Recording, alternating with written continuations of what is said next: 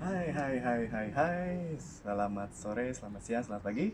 Back to our channel again. Ya, back to our channel again. Sama Tanto. Dan sama Yogi tentunya. Sama- Kemarin kita jadi udah ngebahas tentang kualitas kuliah di Jerman ya. Jadi kualitas kuliah di Jerman itu Ya, terintegrasi ya antara terintegrasi dengan, pendidikan industri. dengan industri seperti itu. Dan kita tentu aja bisa cari kesempatan praktikum di sini kan di perusahaan-perusahaan besar gitu. Ya, seperti Betul. BMW, Porsche, Volkswagen Ya. dan lain-lain sebagainya. Contohnya seperti itu yang teman-teman tahu. Terus juga biayanya 11-12 lah dengan di Indonesia. Biaya kuliahnya ya, Iya. 11-12. Cuma biaya hidupnya nih agak mahal. Kalau rajin misalkan kayak part time job gitu Iya, kan, jadi iya. bisa tercover biaya hidupnya. Kalau untuk mahasiswa asing juga di Baden-Württemberg sekarang harus bayar, tapi kita bisa befrayung dari kota itu, befrayung, tapi kita harus antrak formular untuk itu. Kayak gitu. Terus juga pilihan program studinya tuh luas banget di sini ya. Tapi ada terapan-terapan yang misalnya dari psikologi, ada juga digital humanities, business psychology, banyak Betul. itu di sini. Dan yang Paling paling penting- menarik, Jerman ini lokasinya strategis. Jadi Ya. dengan visa kalian untuk studi, visa Ya. Schengen di sini, kalian bisa ya berkunjung ke negara-negara tetangga. Gitu. Ya. Dan nggak usah Menarik. bikin visa lagi. Ya, Ya visa kan? Schengen kan? Visa Schengen. Jadi kita ke Belanda, Prancis, Ceko, Austria, Swiss semuanya udah bebas. Sekarang yang mau kita bicarain apa nih? Kemarin alasannya Untuk episode kali ini, untuk teman-teman yang memang berniat berangkat ke Jerman, kita akan ngebahas soal persiapan, langkah-langkah, mulai dari cari-cari info tentang kampusnya sendiri, terus habis itu persyaratannya apa aja untuk mendaftar, hingga ke Betul, proses pengajuan betul, visanya nanti betul. bakal seperti apa. yang pertama adalah ya teman-teman harus tentuin dulu teman-teman mau kuliah apa, mau jurusan apa, itu yang Ya. paling penting. Ya. Dan kalau sudah tahu mau jurusan apa, ya tinggal cari universitas mana yang membuka jurusan itu. Terus Nah. di mana nyarinya? Kalau gua dulu tuh nyarinya di hochschulkompass.de. Nanti linknya ada ya di deskripsi di bawah. Kita tuliskan Kita lah. tulis di bawah. Kalau lo sendiri nyarinya dulu di mana? Gue dulu kan teknik ya, jadi Iya. di Jerman ini kan memang terkenal untuk universitas-universitas tekniknya. Untuk yang tekniknya itu di TU 9, TU9.de. Itu semua teknik university yang 9 teknik university yang Oke. termasuk renommierte university. Mungkin perlu diketahui juga karena kan di sini kuliahnya dalam bahasa Jerman kebanyakan. Jadi tidak begitu internasional banget, tapi Ya. bukan berarti tidak ada jurusan yang internasional. Ada juga yang beberapa pakai bahasa Inggris ya. Betul, website-websitenya juga sudah banyak ditranslate ke dalam bahasa Inggris. Kalau misalnya bagi teman-teman yang belum mengerti maunya spesifik di misalnya kedokteran, teknik kedokteran Teknik gitu. kedokteran. Ada juga tuh seperti itu, atau psikologi seperti gua tapi tertarik dengan bidang digital waktu itu. Gua Ya. asal cari aja di Hochschul Kompas itu, ketik digital and society gitu. Nah, keluarnya tuh ternyata ada digital humanities hampir 9 kampus. Gua secara random menemukan jurusan itu di situ. Oh, cool. Jadi automate dia ada beberapa Jadi jurusan ada. yang berkorelasi, dia tampilkan juga di Iya, situ. iya. Cari-carinya aja, pokoknya kamu tertariknya di bidang apa. Misalnya kedokteran dan teknik, nggak usah nyari kedokteran doang, nanti terlalu banyak hasil searchnya. Yang lebih spesifik aja gitu, kedokteran and teknik gitu. Iya. Kalau sudah nemu universitasnya, kunjungi websitenya. Iya. Cari info, syaratnya yang diperlukan apa Apa gitu. aja. Sampai misalkan ada syarat bahasa Jerman, syarat bahasa Inggris, itu syaratnya pasti mereka cantumkan di situ. Dan Benar. mungkin pas kamu masuk ke situ, itu dalam bahasa Jerman. Jadi di bagian kanan atas itu selalu ada ganti bahasa ya. Nah, juga kita perlu cari tahu ya tentang lamanya semester. Kayak misalnya bagi teman-teman betul. yang tidak punya banyak waktu, misalnya master itu 4 semester butuh. Di sini juga ada beberapa master yang hanya 3 semester. 3 semester. Memang jumlah kreditnya lebih sedikit, cuma dengan jumlah kredit 90 kredit European Credit System itu kita bisa dapat gelar master di sini. Iya, jadi universitas kita kan ada 2 sistem universitas di sini. Satu Fachhochschule, yang satu lagi ada university. Nah, Fachhochschule itu kalau dalam bahasa Inggrisnya University of Applied Science. Jadi lebih ke praktikal. Tapi kalau university yang biasa gitu, misalkan Bauhaus Universität Weimar atau apapun itu namanya, Nah, biasanya lebih teoritik. Tapi mereka bukan berarti tidak praktikal ya, cuma bobotnya kemana? Bobotnya lebih teori, bobotnya lebih ke praktik. Oke, kita bagi deh. Satu yang kuliahnya bachelor, yang satu kuliahnya master, yang satu mau kuliah doktor. Kira-kira persyaratan general apa sih? Kalau persyaratan general sih kan paling bahasa ya, karena Bahasa, betul. kebanyakan di sini mayoritas masih pakai bahasa Jerman gitu. Betul. Jadi teman-teman harus mengerti kalau misalnya teman-teman yang lulusan SMA itu pasti butuh yang di sini namanya juga penyetaraan gitu. Betul. Karena di sini sekolah itu berapa tahun? 13 tahun. 13 tahun. Jadi kita masih ngutang 1 tahun. Karena di Betul. Indonesia kan hanya 12 tahun gitu. Iya. Nah, untuk memenuhi 1 tahunnya itu ada bagi mahasiswa calon mahasiswa asing yang baru datang ke Jerman itu namanya Studien College. Nah, dari situ kayak belajar belajar bahasa Jerman, menyetarakan matematikanya, fisikanya, tergantung kalau misalkan mau ngambil jurusan kedokteran dan teknik, yaitu ada fisika, ada matematika. Tapi kalau mau ngambil jurusan sosial, mungkin ada juga cuma lebih sedikit matematikanya, lebih ke Ya, banyak ke mungkin sejarah atau ya, gramatiknya Jermannya lebih banyak lagi belajar oke. bahasa Jermannya. Dari situ nanti Hmm. dapat surat kelulusan ya, surat kelulusan STK. Benar, benar, benar, Surat benar. kelulusan, dan surat kelulusan ini bisa teman-teman pakai untuk daftar ke universitas. Ya, Nah, di universitas itu ada syaratnya namanya NC, numerus clausa, numerus hmm. clausus atau numerus clausa. Nanti nilai teman-teman ini dibandingkan dengan NC ini. Kalau Ya, misalkan nilai teman-teman ini lebih bagus, ya cobalah daftar. Tapi ada beberapa jurusan yang non NC karena ketersediaan tempat itu tidak banyak. Student hmm. college ini banyak di Jerman Ya, lokasinya. Nah, itu yang datang misalkan 1.000 orang ke situ. ah, Dan yang mau ngambil tempat untuk teknik misalkan sekitar 600 orang. hmm. Nah, dari 600 ini mungkin tempat yang tersedia untuk teknik itu cuma 100. Makanya diperlukan NC untuk Hmm. menyeleksi bibit-bibit unggul ini. Bahkan di sini ada wartelist sebutannya. Jadi Oh menunggu ya, dulu, waiting list, ada waiting waiting list. Jadi listnya. kalau misalkan di situ udah penuh, ya udah saya nunggu deh, gue nunggu deh di situ sampai Oke, ada tempat yang kosong, nanti diinfoin gitu. oke. Kalau untuk master sendiri, terutama untuk jurusan-jurusan baru, cuma ada persyaratan lain. Jadi kita membuat pertanyaan penelitian sebanyak 2 halaman gitu. Ya. Kira-kira kita ingin melakukan penelitian apa sih di dalam studi yang akan kita jalani itu ke depan itu itu? mirip nggak sih kayak vision letter of motivation? Iya, cuma lebih spesifik ke research apa gitu. Jadi Oke. full kayak bab 1 di dalam jurnal gitu. Oh, jadi udah disiapin ya buat Udah jurnal. disiapin. Entah nanti pas jalan perkuliahan mau ganti juga Gak apa-apa. nggak masalah. Gitu. Nah, kalau yang S3 gimana? Kalau S3 itu harus cari dokter Vater. Dokter Vater itu artinya cari profesor yang mau menjadi supervisi teman-teman. Oke. Nah, di sini itu dokter itu atau promoviren itu sama seperti bekerja. Jadi teman-teman nanti yang mau S3 itu ada namanya bekerja buat universitas. Buat universitas. Nggak tahu berapa SKS per semester, bisa Iya. 2 SKS, bisa 4 SKS, tergantung perjanjian di awal. Nanti teman-teman itu dibayar sama kampus Ya. untuk program ini. Tapi biasanya tidak sampai 3 tahun atau 3 sampai 2 tahun, tergantung programnya. Jadi banyak, ada yang cuma 1 tahun doang, ada yang cuma 1 semester doang. Nah, sisanya ini dokter kan bisa sampai 5 tahun di sini. Sisanya ini ya harus ya bekerja lah. Bekerja atau Bekerja mencari lagi atau tambahan cari beasiswa. beasiswa. Beasiswa di Indonesia itu banyak, LPDP, LPDP, DAAD, ya. bahkan di sini juga stiftung-stiftung di Jerman, stiftung itu apa? Foundation. Institut Ya, foundation itu ya. juga banyak menyediakan beasiswa.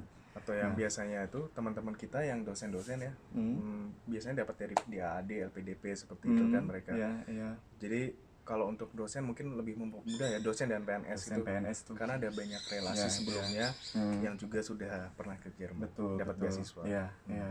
Nah, sekarang kalau yang mau yang sekarang masih di Indonesia. Jadi yang masih di Indonesia ya di Indonesia kan bisa belajar bahasa Jerman ya. Iya. Karena untuk syarat visa itu teman-teman Mindesten minimal itu harus punya syarat A1, A2 atau B1. Jadi A1 itu beginner ya. A1 itu beginner. Jadi Jadi di sini dibagi ya. A1, A2, B1, B2, C1. C1, C2. C2.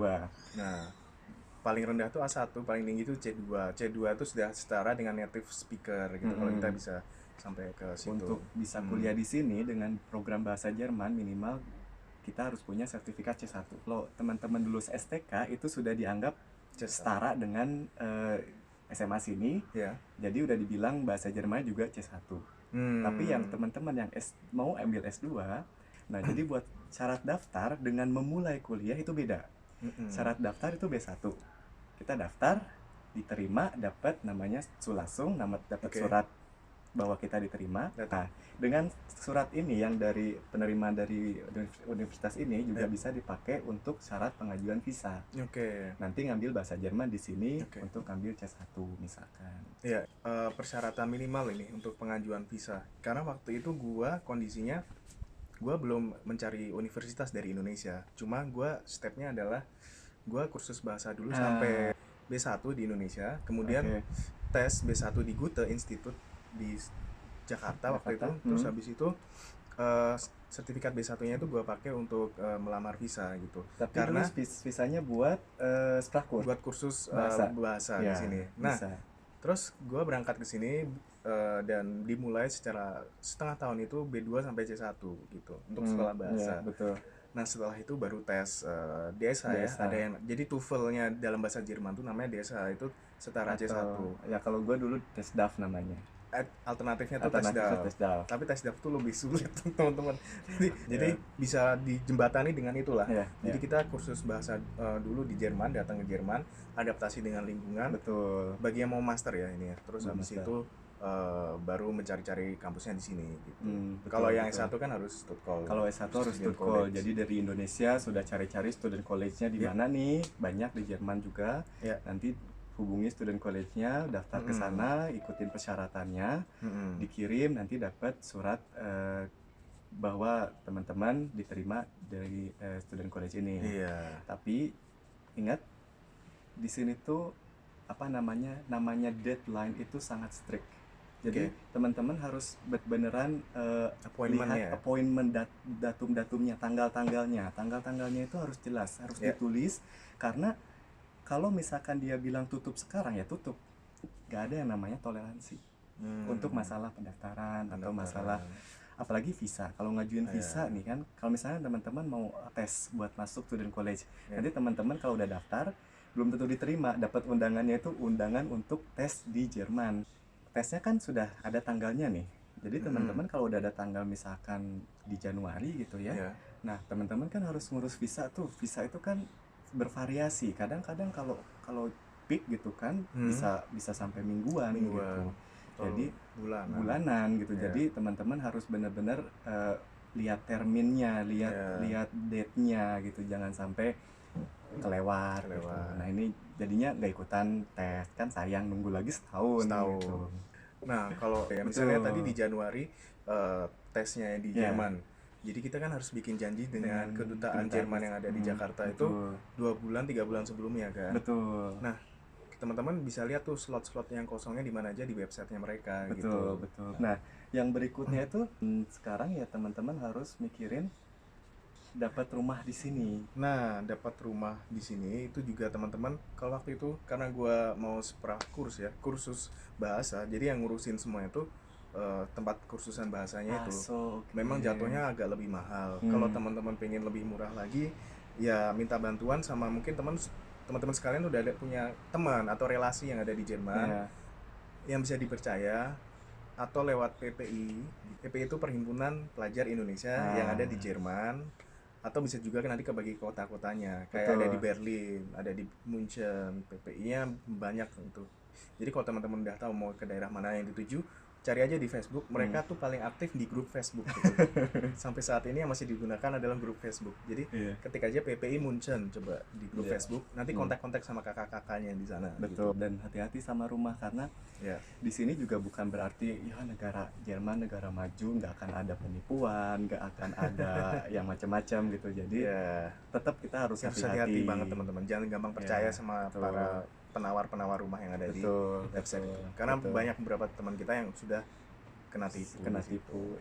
Dan bukan sedikit, ribuan, bisa ribuan euro ya, euro. Dan kita sebagai teman menyampaikan ini supaya jangan ada teman-teman lainnya yang kena tipu lagi kayak gitu. Terus juga kalau mau berangkat ke Jerman juga harus pakai asuransi ya. Betul.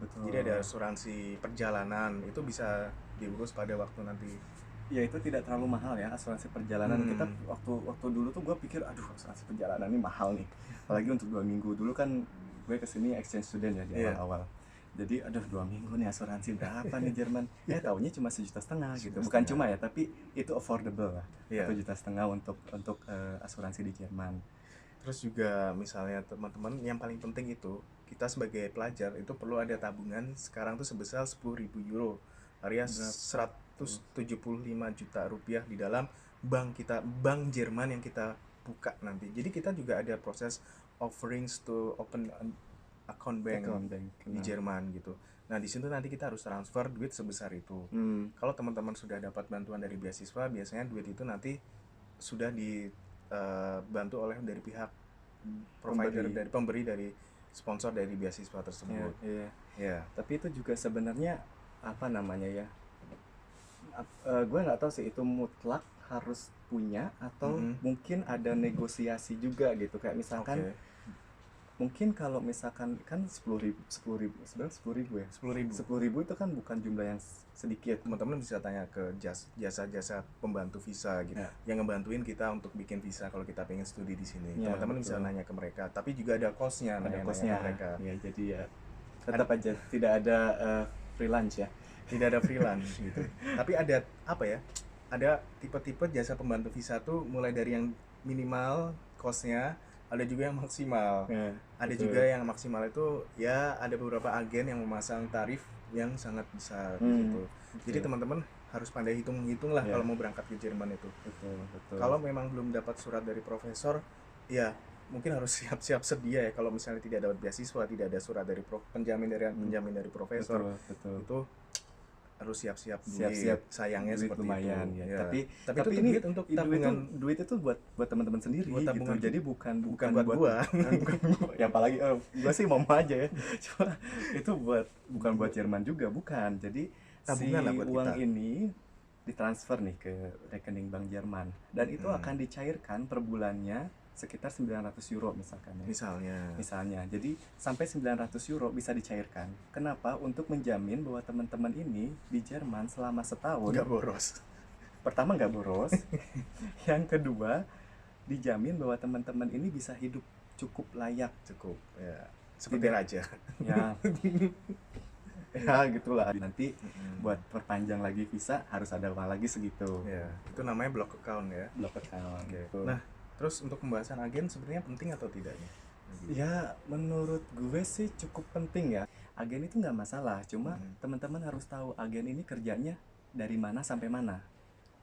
Agen itu tidak menjadikan teman-teman itu 100% bisa kuliah di Jerman. Tapi agen itu menjamin teman-teman bisa ke Jerman. Ya. Ke Jerman untuk Aufnahmeprüfung, untuk Berangkat tes. aja. Berangkat tes. Jadi tesnya itu teman-teman tergantung teman-teman sendiri. Kalau teman-teman misle, kalau bahasa Sundanya tuh miss gitu ya, Ya. ya sudah pulang lagi ke Indonesia. Itu tidak ada tanggung jawab agen. Agen itu memberikan teman-teman informasi, memberikan advokasi buat belajar bahasa Jerman, terus mungkin mengenalkan juga kultur-kultur Jerman gitu kan, dan juga mengurusi visa gitu kan, ya informasinya lebih cepat dapatnya. Cuma bukan berarti tanpa agen teman-teman nggak bisa ke Jerman. Ya. Jadi kalau gue sendiri dulu nggak pakai agen, karena Gua gue juga dengar dari tetangga gue ya, yang berangkat juga ke Jerman, agen itu costnya cukup mahal. Dan ada beberapa temannya dia yang udah bayar mahal, cuma karena persyaratannya dia tidak memenuhi semuanya, dia nggak bisa berangkat gitu. Tapi kalau udah agen tanya aja langsung ke agennya, Anda sudah punya konsultan pribadi ceritanya. Tapi karena sudah punya konsultan pribadi, Anda harus bayar. Gue dulu nggak pakai agen juga karena sudah ada koneksi dengan orang-orang di sini. Pokoknya agen itu tugasnya mempermudah kita. Semuanya tuh sebenarnya bisa kita atasi sendiri. Betul. Teman-teman kalau ke agen, teman-teman udah bayar. Jadi pastikan bahwa teman-teman juga perform. Karena mereka dapat keuntungan. Kita keuntungannya apa? Ya keuntungannya kita dapat informasi dari mereka, tapi kita harus berusaha sendiri. Betul. Nanti teman-teman yang mau nanya lebih lanjut bisa tinggalin komentar aja mungkin di bawah. Nah, kan ini kita udah membahas secara A sampai Z ya prosesnya. Memang mungkin nanti ada yang kurang lengkap, bisa ditanya di bawah. Ditanya gitu. Nah, nanti untuk episode selanjutnya berarti kita akan ngebahas gimana momen-momen Iya. kedatangan kita begitu nyampe di Jerman. Iya, jadi first impressionnya First kita, impression-nya gitu, kita, waktu gitu. pertama kali datang ke sini, Betul. sama mungkin kita membanding-bandingkan ya, Jerman seperti apa, Indonesia seperti apa, orang-orangnya, harga-harganya. Iya. Oke, kalau gitu kita pamit dulu teman-teman. Makasih semuanya udah nonton Makasih video kita kali semuanya ini. juga sudah nonton. Semoga bermanfaat. Kalau ada pertanyaan, leave comment aja. Dan jangan lupa untuk klik tombol subscribe di bawah dan juga share video ini ke teman-teman lainnya. Ya. Oke teman-teman. Sampai jumpa Sampai kembali. jumpa. Ciao. Ciao.